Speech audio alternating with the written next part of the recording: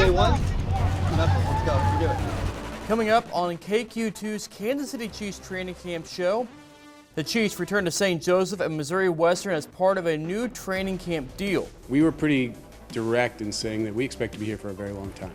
Plus, a couple of players signing big contracts before getting to camp. Coach Reed, the guys on the team, the locker room, everything about this organization from the top down, really just amazing. You know, no place I'd rather be, really. I made a promise, man, and my parents sacrificed so much for me to be here. And the Chiefs are coming off a Super Bowl disappointment, how they're approaching the 2025 season.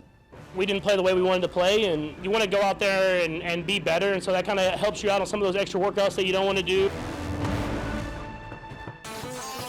Anytime you lose a Super Bowl, it's the worst feeling in the world. They'll stick with you the rest of your career. Yeah, listen, they all hurt. You get this far. You battled your tail off to get this far. These will be the 2 losses that will motivate me to be even better. We're here to start over. How can I get better for my teammates? How can I get better for the guy beside me? And going out there and attacking so that we can find a way to win that last game and not lose it.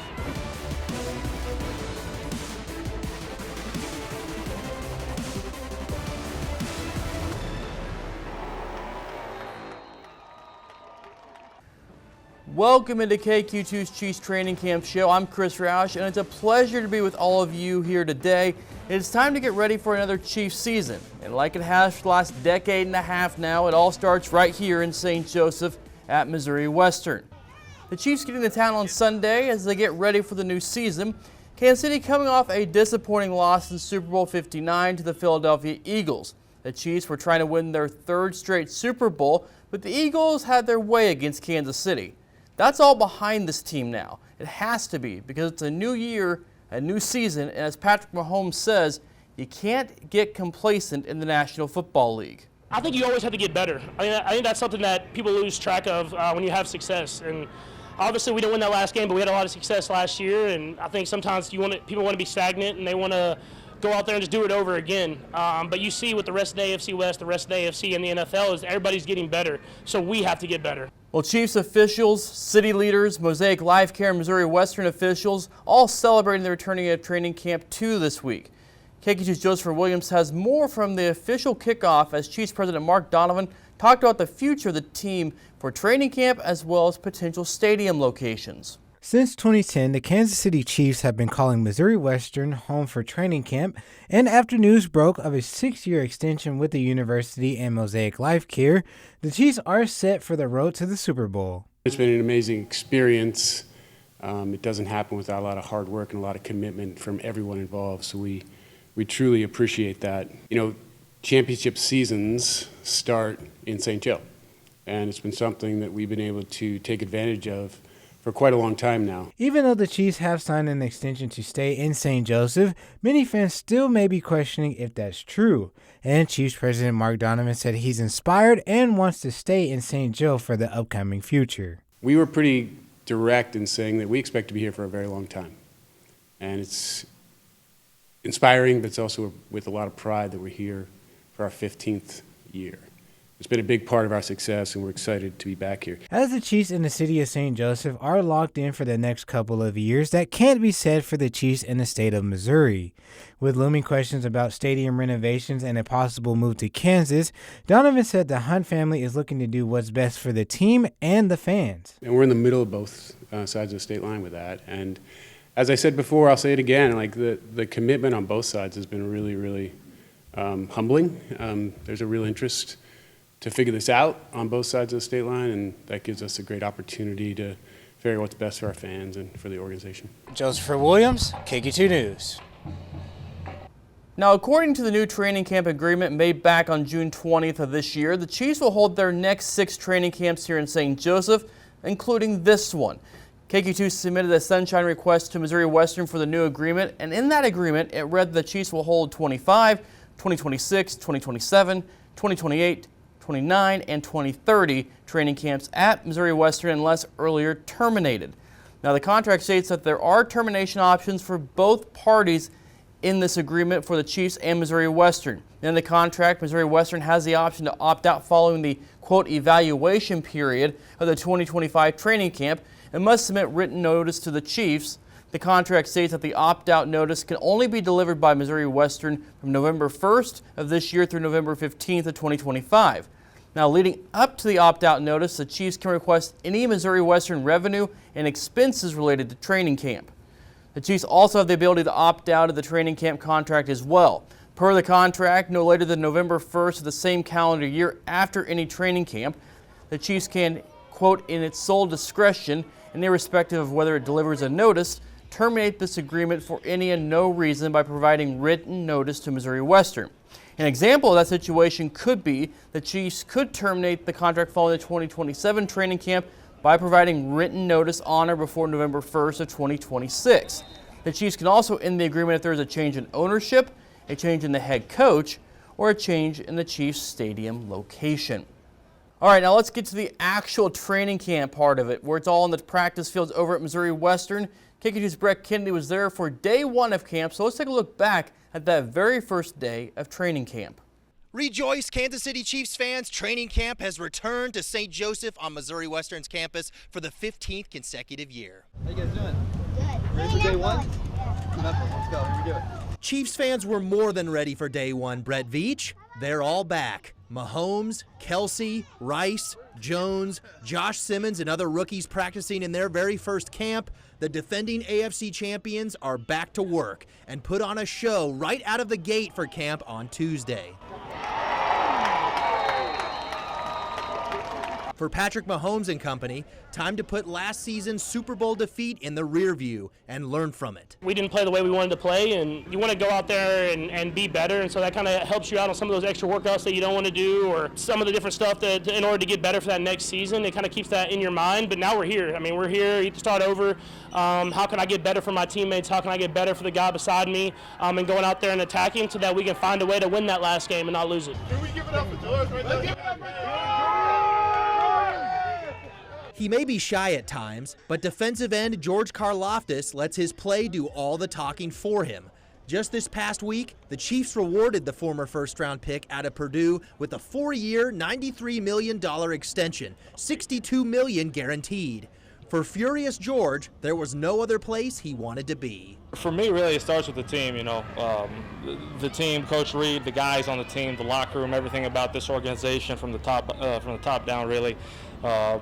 Just amazing, you know, no place I'd rather be, really.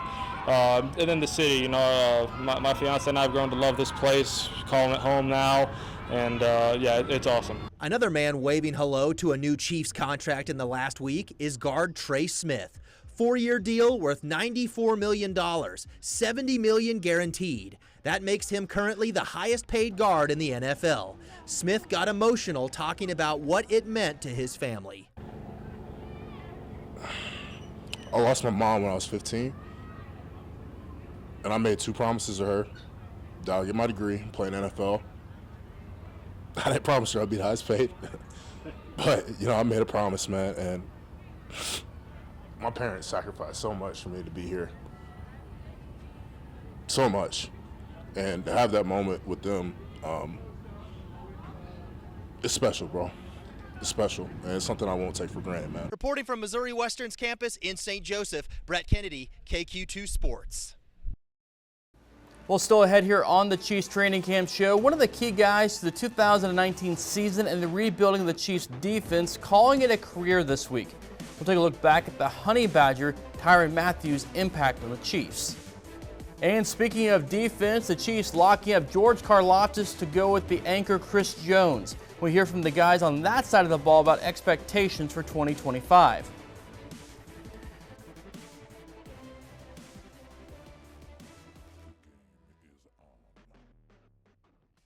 How can I get better for my teammates? How can I get better for the guy beside me? And going out there and attacking so that we can find a way to win that last game and not lose it.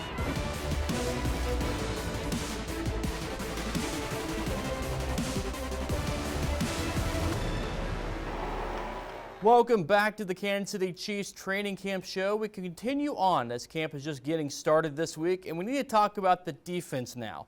What Steve Spagnuolo has in store for this year's group, and KQ2's Anthony Crane brings us more from camp this week. Today had more of a defensive flavor, led by Chris Jones and defensive coordinator Steve Spagnuolo, two men that have helped the Chiefs' defense allow fewer than 20 points per game each of the last 2 seasons. 2025 begins year 10 for the all-everything and future Hall of Fame defensive tackle Chris Jones, who talked about a lot of things on Wednesday morning, including second-round pick Omar Norman Lott. You know, these guys in college are built different now, man. And you got a guy like Omar, 315, who can run like a 4.7, 4.8, you know, and you know, that's just where the game is at right now. He's young, but he has a lot of raw talent. He's going to be a great asset for the D-line. He can rush the passer, quick out of the stance, and got to work on his technique and fundamental, but I think he's going to be a great asset for us this upcoming season. Defensive coordinator Steve Spagnuolo enters his 7th season with the team and 43rd year of coaching. So he spoke to the team about the pace at which it all goes by. I just felt compelled to tell them, don't ever take this for granted. Like, you know, it gets hard out here and all that. And I told them, look, you know, at my age, I'm happy to be in the first meeting at training camp, have a job, be healthy enough to do it, right? But these guys don't realize how fast it goes by. I'm realizing it now. Spagnuolo touched on George Karlaftis and what he liked most about the defensive end in 2022. Probably the first thing that sticks out with George is his character. I mean, the one thing that Brett and Andy do a great job of, we bring in a lot of good character guys. That's huge, in my opinion, in today's pro sports. I remember when Joe and I did the Zoom call with George, because I think he was the COVID draft. You guys would remember better than me, and I just remember that came out in a Zoom interview. All of that, how much he loved football, high character guy, how important it was to him. Other 2022 draft picks like safety Brian Cook aren't sure what the next season holds, but Cook says he's happy with where he's at in life. Honestly, just being myself. You know, it's been a long career. You know, I have my ups and downs, mentally, spiritually, emotionally, things like that. But I have a wife, I have kids, and other than them, you know, everything else is kind of just icing on the cake. Sticking with the safety theme, Spagnuolo praised third-year defensive back Shamari Connor for his versatility. Real excited about Shamari. I just watch him out there. He's become a little bit of a multiple position guy, which is a good thing. I think you're going to see him at, you're certainly going to see him at nickel, you're going to see him at safety, and then if we get into some more exotic personnel packages, he'll be in there. I think he's an explosive athlete we got to get out on the field. From Missouri Western State University, I'm Anthony Crane, KQ2 Sports. Well, there is still plenty more to get to on the show, including a former 1967 fourth-round pick for the Chiefs living right here now in St. Joseph. He reflects back on his career and thoughts on legendary Hall of Fame head coach Hank Stram. And a lot is made of Travis Kelce and Taylor Swift's relationship, with some worrying that Kelce just might not be in best football shape anymore. But it seems like the All-Pro tight end has something to prove.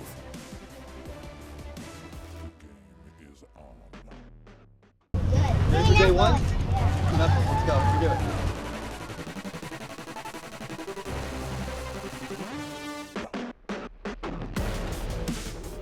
Entering his 13th year in the NFL, the 2013 NFL draft pick Travis Kelce is one of the grizzly old vets on this squad now. The 35-year-old is on the backside of his career, but just from the first few days of camp, it looks like he's out to prove something. Kelce had his lowest output of his career in terms of yards and touchdowns in 2024, so of course questions started popping up about the end of his career. But his head coach sees something different from his All-Pro tight end so far at camp. He's felt right now. It looks like he's 20. He's doing a good job. He's in great shape. I'm not sure he didn't come in first on the whole conditioning thing. He was right up front. You can see he's been working out. You saw him yesterday on the long one where he had the burst. Well, after the break on the Chiefs Training Camp show, we look back at the career of former safety and Super Bowl champion Tyrann Mathieu as he announces retirement this week.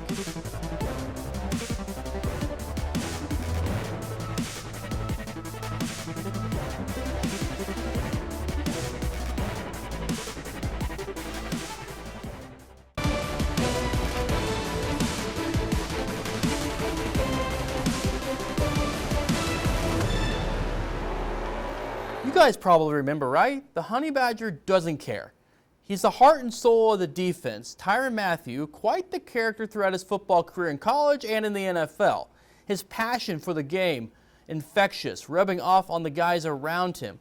So when he announced his retirement this week, his former Chiefs coaches and teammates talking about Matthew's impact on the team while he was here.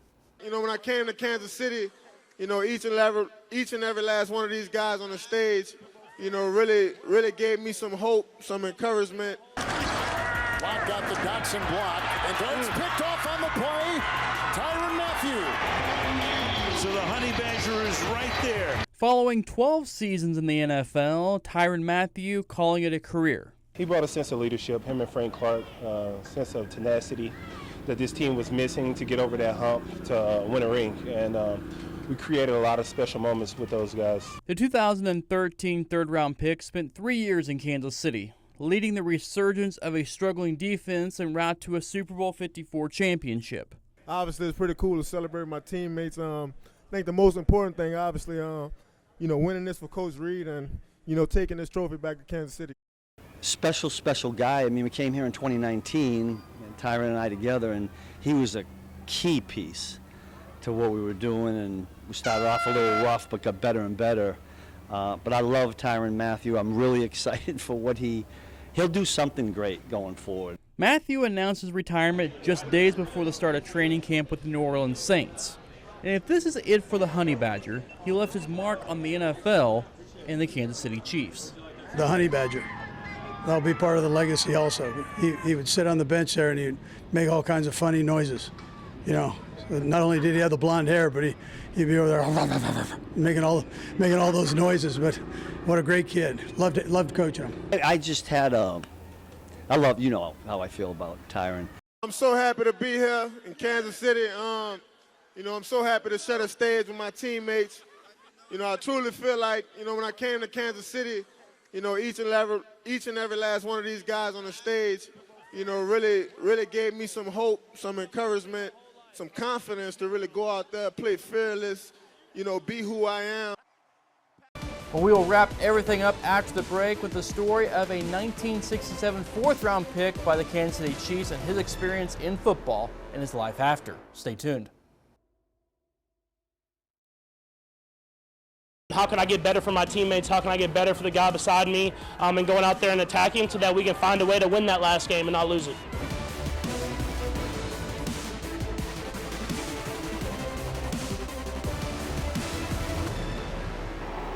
Across the country, thousands of football players working their entire careers to get the chance to hear their name called on NFL draft night.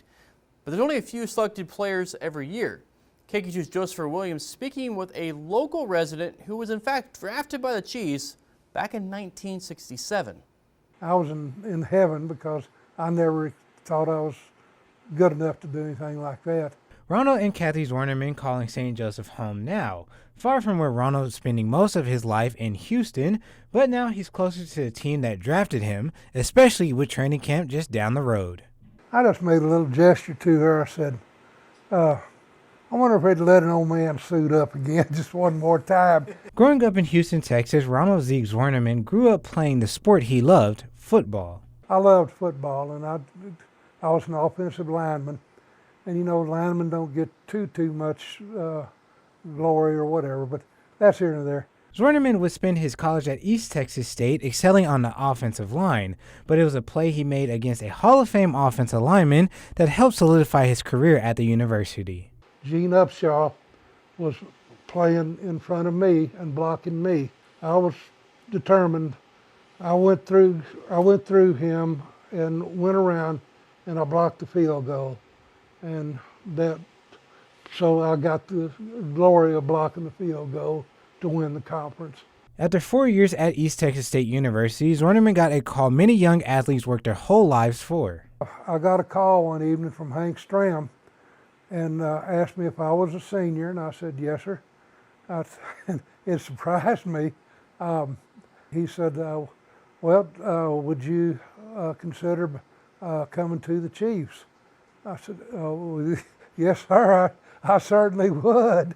58 years ago, Zwerneman's dreams coming true, getting drafted to play for the Kansas City Chiefs, and while he was at the height of his career, a leg injury shortened a promising career. I think about 6 games, and I got my ACL torn and that kind of ended it for that season. Oh, I was somebody. You know, I was a ball player. I'd been recognized and everything, and then all of a sudden I was nobody. Facing the harsh reality of his career being over, life after football wasn't easy. Well, it was kind of dark. I went through a divorce right afterwards. My mother passed away. I had a dark life, and it probably took me about 6 or 7 years to come out of that. While Zernerman's career shows the ups and downs of being a professional athlete, he's made strides to turn his life around, finding the love of his life and donating his time to help others. Humbled with multiple awards for serving his community back in Texas, with his wife Kathy by his side. She's a lot of fun. She's been on my side, and I love her dearly. Recently celebrating his 80th birthday, Zernerman reflecting on the game that he loved years later, daydreaming of putting those pads back on one more time. I played football because I loved football, and anybody that wants to play football, you got to love it, and you got to understand that there's chances that you're going to get hurt, but what you got to do is pop right back up and get your injury taken care of and still love the game. Reporting in St. Joseph, Josepher Williams, KQ2 News. And before we go, here is the Chiefs preseason schedule, because in 2 weeks, it's time for football. Chiefs head to Arizona on the 9th, and then on the 15th, they head up to Seattle to play the Seahawks. Then on August 22nd, the Chiefs finish the preseason at home at GEHA Field at Arrowhead Stadium against the Chicago Bears. That is it for us. Thank you so much for joining us. Chiefs training camp, it continues on over at Missouri Western. We'll see you next time. Day one. Let's go. Give it.